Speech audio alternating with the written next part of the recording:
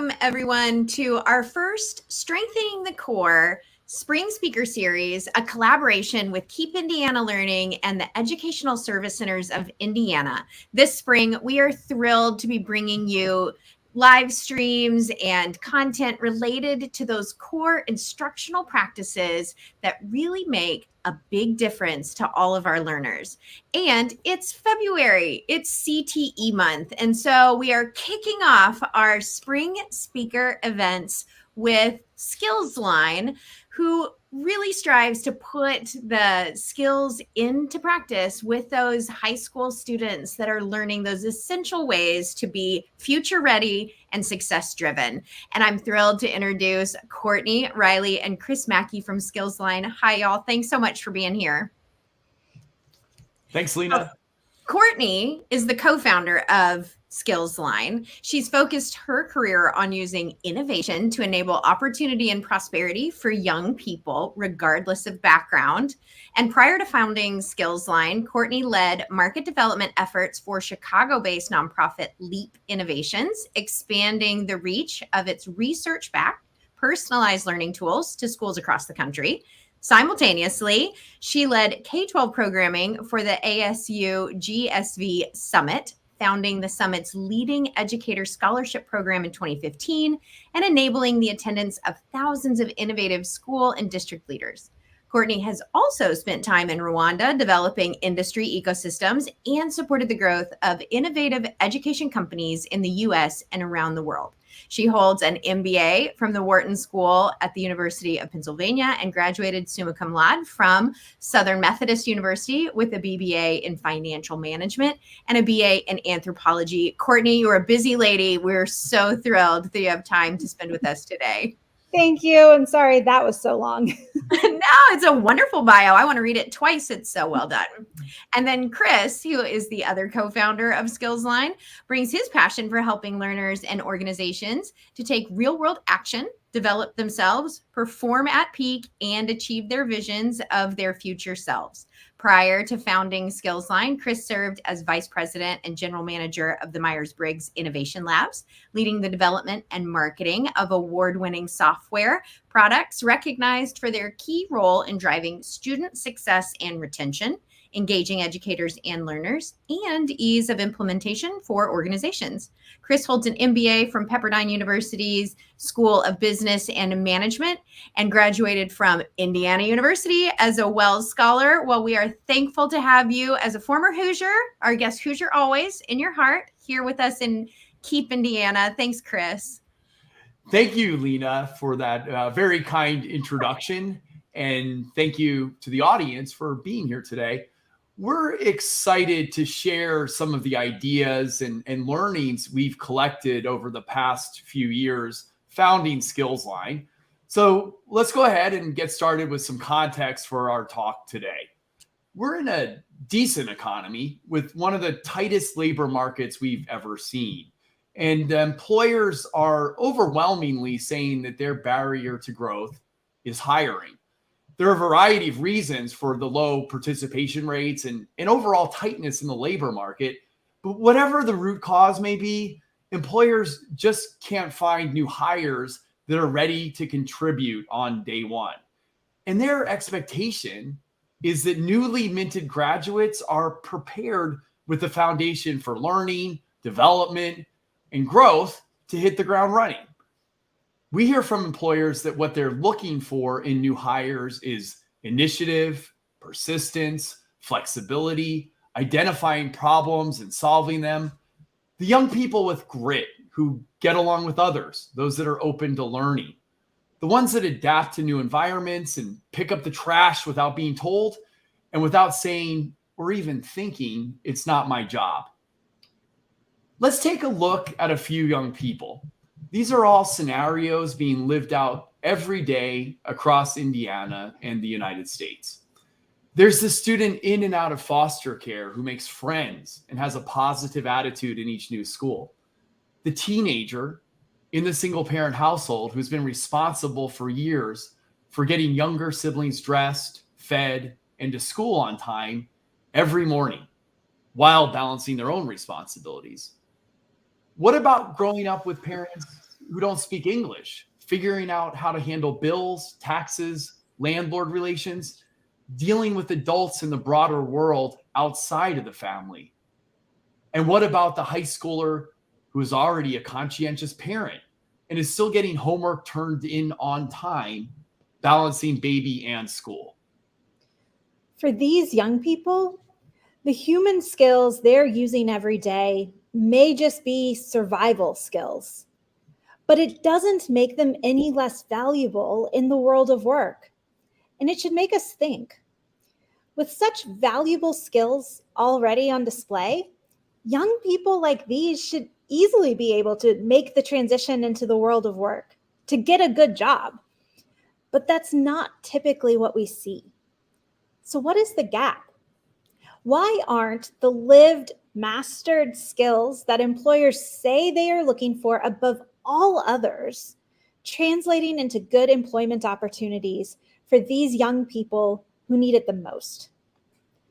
Sadly, or perhaps happily as we look towards solutions, the answer is rather simple. Most kids are never taught what the skills are that employers really value, or how to recognize those skills in themselves, or how to articulate them if they do. I had a good number of jobs even before I went to college at IU. Jobs from delivering papers to construction to house painting to farm work to working some assembly and mostly maintenance, also known as picking up the trash at Muncie Power Products. But where I really learned a fuller gamut of skills that would transfer from job to job throughout my career was at the restaurant in Bloomington. I enjoyed the environment and learning how the operations worked. I observed how the culture of the kitchen was different from the front of the house, and how the host and hostess station was a central point of management. But when I was moved to waiting tables, I just couldn't figure out how to get good tips. And that experimentation and trial and error that worked for me before just didn't work, even with the immediate and regular feedback from tips. I remember I even told a table of 4 how terrible my day was, the uninteresting details of a breakup when they were all out to celebrate. Imagine how that went over. Luckily for me, one of the more experienced servers pulled me aside and offered me some of her wisdom about communication and problem solving. Here's how you build rapport, and here's how you figure out how to get your tables what they want from the kitchen, and here's how to read and sense the people you're communicating with. Her experience was distilled into explicit advice based on what she identified as my deficiencies, my personal skills gaps.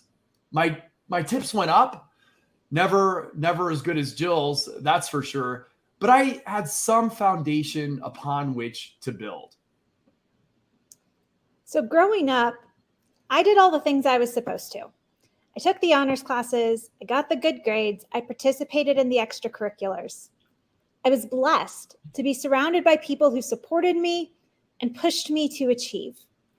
And leaving college, I landed the job of my dreams. One of those prestigious, highly sought after jobs that's meant to launch your career. But that dream very nearly ended within the first 2 years. Because as it turns out in the real world, it wasn't just about getting the work done. There was an entirely different set of criteria for success that I didn't realize existed. And as it turns out, that I hadn't yet developed. Even worse news for me, the firm wasn't offering any guidance on how to improve. It was a set of skills that I just didn't have, and I was on my way out. Except for one manager, a mentor who believed in me. He recognized that the areas where I was lacking, like speaking up in team meetings or presenting my ideas with confidence, could most certainly be taught. He broke a large, vague concept in my performance review down into particular skills, taught me the strategies to use those skills, and then gave me the opportunity to try them out, practice them in small ways, and demonstrate my new abilities in more public settings. I have to say, for a high-achieving perfectionist, being in that situation, hearing and accepting feedback like that was really hard.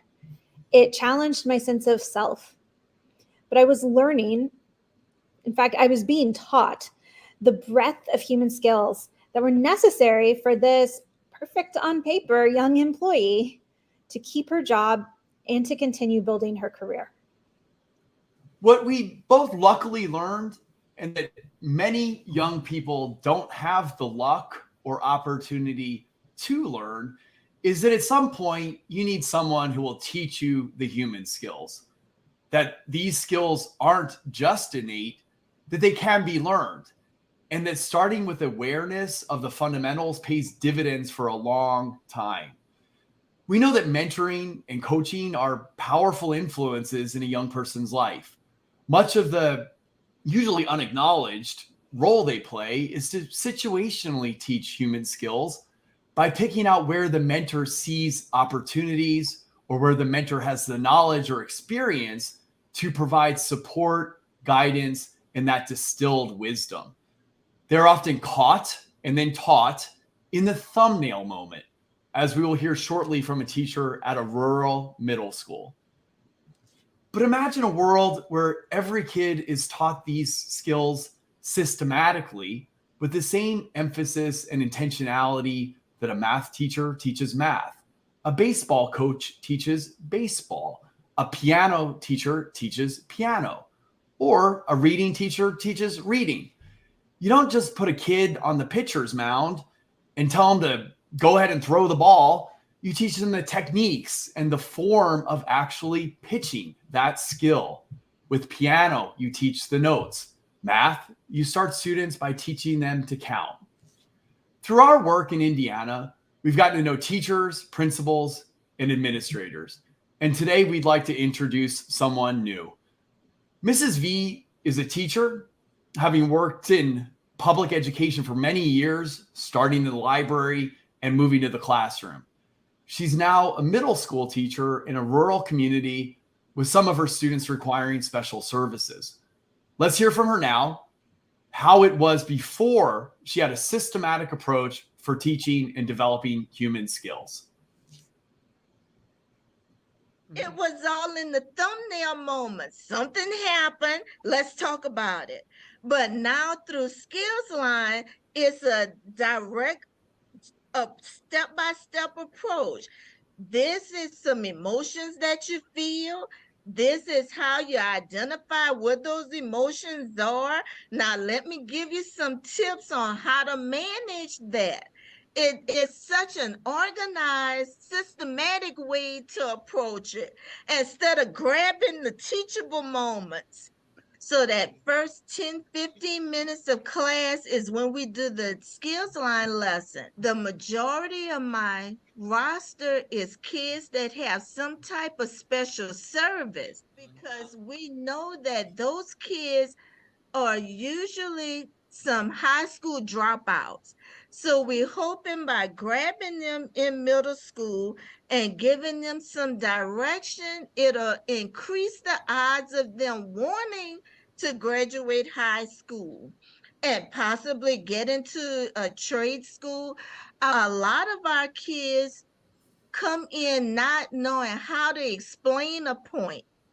And so the way a lot of the questions are written in between the lesson, ask them, should we choose A? Should we choose B? So we got all this.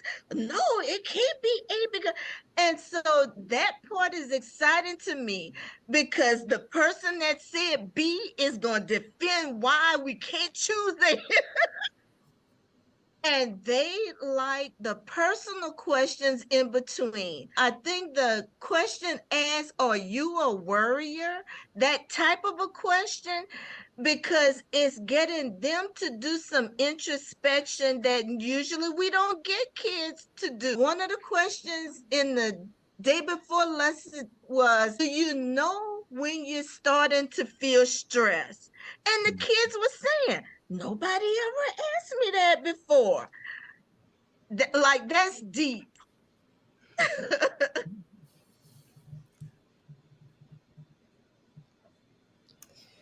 What we're not going to spend time on today is the excitement that teaching these skills brings to educators and the engagement opportunities it opens with their students. But I think that's shown through with Mrs. V. What we do want to talk about is that just like every other discipline, human skills can be broken down and the fundamentals can be intentionally taught. I'd like us to consider what we know now about the science of reading. It's very difficult to become a fluent reader if the only way you're learning is through the context in which words appear. The best readers use context to sharpen their skills only after they understand how to decode the letters. Similarly, we can apply that same science to human skills. But instead, we usually ask students to pick up some of the skills that are going to be most valuable for their future prospects and lives simply through context. Let's take an example. We often assign students to complete a team project and expect that through enough of those experiences, they'll develop good teamwork skills. But when you break that skill down, there are actually so many different components that you need in order to be good at teamwork. To name a few: building trust, setting norms, assigning roles, aligning on purpose, setting deadlines, but also boundaries, taking ownership and holding others accountable, giving and accepting feedback, creating effective meetings, managing conflict, making decisions. When something goes wrong, what tools do our students have to diagnose what the component is they need to work on? We heard Mrs. V say in the video a few minutes ago that you can haphazardly teach the human skills by grabbing the moments when a need appears. Or you can recognize their importance and take an organized, structured approach to teaching the fundamentals, the awareness, the recognition, the strategies, so that students can build and improve their skills intentionally day by day. When we leave this process to chance, to a trial and error approach, we leave out an incredibly important set of learning that our students need. And unintentionally, of course, we limit their potential. So what would happen if young people who have lived through difficult circumstances, through their own persistence and ingenuity, were able to articulate the value of their life experience so that they were seen as the best candidates? What if they became the most highly sought after candidates and employers recognized their value and employability? How would that change their opportunity now and over their lifetimes, the very trajectory of their futures? We have the ability to bring that vision into existence. And it's by teaching our students human skills in a way that focuses on awareness first, so that young people can name and discuss the skills, recognize them in themselves and others, and that they have stories from their lives of having developed the human skills that they can then transfer to the workplace. Let's now revisit those students we introduced you to earlier. Based on stats and studies, they're less likely to go to college, less likely to complete a certificate or a degree once they're enrolled in college, less likely to earn above the minimum wage, and less likely to hold steady, secure employment. They are more likely to interact with the judicial systems and more likely to become dependent on drugs and or alcohol, more likely to live in poverty, and indeed to extend that poverty to the next generation. They are the kids being left at the sidelines every day and everywhere. But what if learning human skills was central to their academic experience, viewed as just as important as their ability to read and write. The student in and out of foster care would talk to an employer about her ability to adapt, to recognize and respond to what people need in the moment in different environments. The student taking care of his siblings would speak about the initiative he takes to make sure things get taken care of, even when it's not technically his responsibility. The student who's the only English speaker in his household would talk about his ability to identify and solve problems, even when he doesn't have all of the information at hand. And the student who is raising her own child would talk about how she identifies a goal and persists through adversity to accomplish it. These are the same stories, but told in the language of the workplace, the language that employers are looking for, the language of the modern economy. It's a language of empowerment. We owe it to this generation to enable their potential by teaching them the language that will unlock opportunity. And in so doing, enabling them to see more in themselves. That is how they will persist to build a thriving future. Thank you for joining us today. We are the founders of Skillsline, the human skills company. Our company offers a systematic approach to teaching human skills through bite-sized micro lessons that lead to reflection, growth, and deep discussions in the classroom. Our system adapts to the needs of your local community and, importantly, enhances human connections and builds relationships, not replacing them with yet another new technology tool. Ultimately, students are equipped with a durable foundation that will stick with them and serve them in career, school, and throughout their lives. And one more direct plug in Indiana. If you're thinking about graduates prepared to succeed, GPS, and your own initiatives to equip your students for careers of the future, Skillsline maps directly to Indiana employability skills standards. And because we're an easy to implement system, can relieve much of the burden for you as you plan to stand up, scale, or enhance your employability skills and career preparation initiatives. We can accelerate your process. Finally, we believe that thinking about education in terms of life outcomes and skills development is the most important paradigm shift in education happening today. Achieving its vision and its potential to expand prosperity to all in the modern economy is what is exciting to us and to the educators we have the privilege of working with. We'd be happy to speak with anyone who's curious to learn more or would like to add to these thoughts with their stories and their thinking. We would welcome that discussion very much. Thank you. Courtney, Chris, thank you so much. It's so fascinating to think through all of the ways that our students are preparing themselves for life outside of the walls of our schools. And what does Monday look like the day after graduation for them, right?